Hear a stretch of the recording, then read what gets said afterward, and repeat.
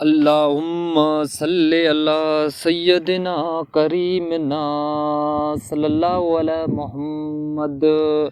ارے بندہ تو مجھ سے کیوں پوچھتے ہو کہ کیا طاقت درود پاک کی، تو خود پڑھ دیکھ طاقت درود کی۔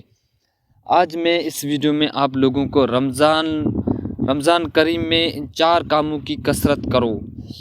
تو اگر آپ ہمارے یوٹیوب چینل پر نئے ہیں، ہمارے یوٹیوب چینل کو سبسکرائب بھی کریں، ویڈیو کو لائک بھی کرو، آگے بھی شیئر کریں۔ حضرت سلمان فارسی رضی اللہ تعالیٰ عنہ فرماتے ہیں، حضرت سلمان فارسی رضی اللہ تعالیٰ عنہ فرماتے کہ رسول صلی اللہ علیہ وسلم نے رمضان مبارک میں 4 کام کرنے کی بطور خاص ترکیب دی کہ ان کام کو ضرور کیا جائے، کہ اس مہینے میں 4 کاموں کی کثرت کیا کرو، جن میں سے 2 چیزیں اللہ کی رضا کے لیے ہے، جن میں سے 2 چیزیں اللہ کی رضا کے لیے، اور 2 چیزیں ایسی ہیں جن سے تمہیں چارہ کاری نہیں ہے، نہیں ہے۔ پہلی 2 چیزیں جن سے تم اپنے رب کو راضی کر دو،